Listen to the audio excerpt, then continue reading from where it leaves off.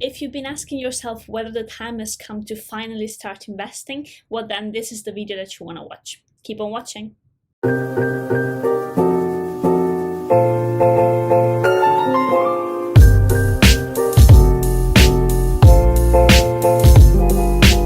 Hi there, my name is Francesca and here I talk about personal finance, investing, business, career and everything along those lines. Today I have an exciting video. I say that all the time, but today is really exciting because I'm hoping that the result of it will be to really encourage you to take that step and start investing if you haven't done so already. Now, of course, in this video, in this channel, we've talked a lot about the importance of investing, how to do that, some of the platforms that I use to invest, some of my strategies behind it, but we haven't really addressed the reasons why I think it's important that you start investing. I cannot take them for granted in my videos, but today I really wanted to highlight 5 reasons that I think are huge motivators that really should push you to take that step and begin if you haven't done so already. So without further ado, let's just jump into it, shall we? So the first one is that if you have your money sitting in a bank account, even if it's a savings account, it is effectively losing you money.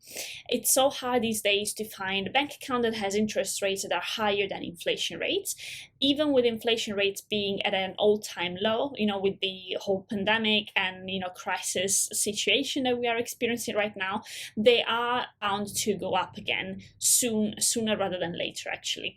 And it's safe to estimate that inflation normally sits anywhere between 1.5 and 2.5. That's like a healthy inflation target that central banks are always striving towards. So always, keep in mind at 2% when you think about inflation as your target, and that's what you want to measure your savings rate against. Now, if you check any, main bank account, savings account, they rarely these days offer anything above like a 1% rate. So basically, either your account is not making any money if you are lucky to find a savings account that has a 2% return, or it is actually losing you money. And it's just a no-brainer for me to, when we compare that to the stock market, it has generated an average of 8% of annualized returns. Of course, past performance, as we know, is not an indicator for future performance, but it is true that it tends to go up in the long run. So when you compare the two, it's really a no-brainer that you should be investing that money rather than just having that sitting in your bank account. Now, reason number 2 is compound interest. Now, we have definitely talked about this before. It's like, one of the wonders of the world as it's been defined by, I believe it was Albert Einstein. We touched that on my last video. But it's really, it just defines the fact that your money makes you money, and when you're invested, you will have a bigger pot of money in the end, right? So it's having returns on your returns, interest on your interest. And how is this achieved? You might be asking yourself. Well, by simply remaining invested in the stock market and reinvesting the dividends that you make on top of your money. Now, I have a compound interest calculator. They're super easy to find and to insert and to kind of have. So if we insert, for example, a £100 initial deposit, right, and we want to be a bit positive, optimistic, let's say for ease of calculations, and let's put a 10% interest rate yearly for 10 years, right? And compound interval is monthly, and let's just assume that we don't deposit anything in it, and let's calculate and let's see what that brings up. So as you can see, calculation projection, future investment value £270, total interest earned. Out of those £270, 170 will be of interest with an effective annual rate of 10.47%. Now, you can see how the total interest gets bigger and bigger as we progress, right? So, and of course, and you can see here the interest, of course, gets also bigger and bigger, because now at the first year, the 10% interest is calculated just off of the £100 that we've put. So 10% of 100 is £10. Then, though, the second year, that 10% will be calculated off of the £110, right? And so it's going to be 11.5. Then the third year, right, is calculated on top of that 122 pounds, right, and so on and so forth. So the 10% actually becomes bigger. So the 10% remains the same, but the amount of money that we have to calculate that 10% from gets bigger, right? And this is the magic of compound interest. Now, if we just put in, for example, a monthly 100 pounds in addition to the initial investment, it's even more staggering, really, right? Because you see that the total deposits are, here. So this is just the money that we have been depositing, right? So, and it's in fact like 100, sorry. But then that's where it gets interesting, because the total interest, it almost comes up to the same amount. It's just like less than £4,000 away from the money that we have deposited. So you can really see how much you can earn from interest. I hope that this example was at least helpful in, kind of describing the power of compound interest. But, the takeaway is that starting sooner rather than later is key if you want to achieve long-term wealth. Another reason is dividend income. Now, this is actively a way of making passive income. In a way, it's maybe not the most straightforward way of having passive income, but it is a way, it is definitely one of the ways, right? And also it is a way of diversifying your income streams, which is crucially, especially in this time, right? So essentially you're buying yourself assets that are going to be generating positive returns. I don't know whether we have talked about dividend income, but basically what I mean by that is that some companies and even some ETFs release a portion of their revenues to their investors, and that's called dividends. And so this usually happens quarterly. Some other companies have it at different times of the year. So yeah, it's a way of making passive income. You're not going to make extremely big amounts of money from it, right? And of course, the more invested you are in these companies, the bigger the dividends, because it's proportional, of course, to the amount that you are invested in.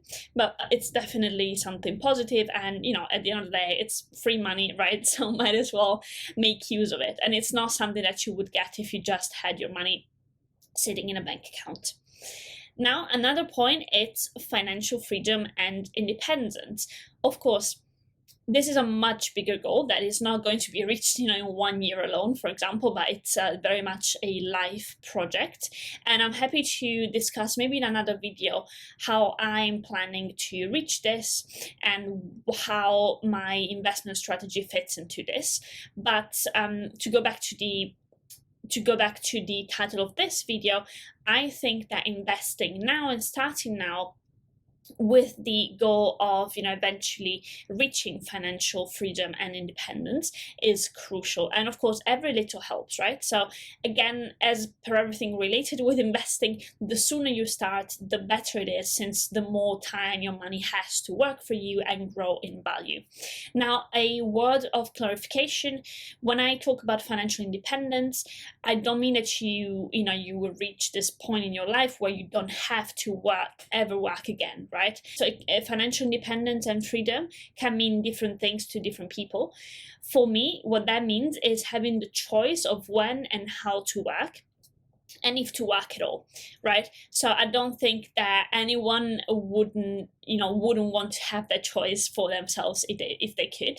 Finally, the fifth reason is that it's never been easier, right? So the barriers to entry are so low right now, and you don't really have to pay a lot of fees to do this. Plus, there's minimum investments are super low if there are there at all. Like, for example, I use Trading212. I don't think they have a minimum investment that you have to make in order to start investing. I think it's like £1. So it's as if they didn't have it effectively.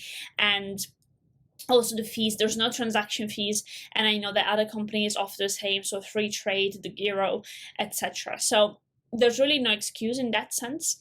Some robo-advisors, such as Nutmeg, Wealth Simple, Eureka, they do charge some fees, but then they also make the investment decisions for you. And anyways, they are, lower fees than traditional fund managers, and you don't have to make the decisions for yourself. Or again, if you're comfortable making the decisions and you like that additional freedom, then you can really get away with even no fees, as I was saying, like with trading 212, free trade, etc. And you can also invest in ETFs if you don't want to choose individual stocks, which is my personal investment strategy, and which is something that I also recommend to doing anyways, just to balance your portfolio out and having that as your primary type of investments. So these were the 5 reasons that I think it's time now to start investing if you haven't done so already. But of course, before you invest, there are a few things that I always tell you to make sure of. And, for example, first thing would be to make sure that you have an emergency fund in cash ready to go for when anything bad, what to happen. Hopefully you don't need it, but it's good to have it there. Investments are pretty liquid, but it could still take some time to withdraw the funds from your account. And ideally, you don't really want to do that, right? So you don't want to ever touch your investments until they've come to maturity, whenever that is for you. So just have a bit of cash stashed away. You can calculate that. It's not the video for this, but we've talked about the 3 to 6 months rule of basic expenses. So have that as a kind of like a rule of thumb, and then work from there. Again, only invest money that you don't need in the short term, and that always have the long-term horizon with your investments, and make sure that you are okay with the level of risk you are taking. And ideally, as I always say, you should only invest money that you can afford to lose, right? Now, to wrap this up, the best time to start investing, as they say, was 20 years ago. But of course, the second best time to start is now. Hopefully this video was helpful and clarified maybe some doubts that you might still have had. And I hope you have fun with your investments. Bye-bye.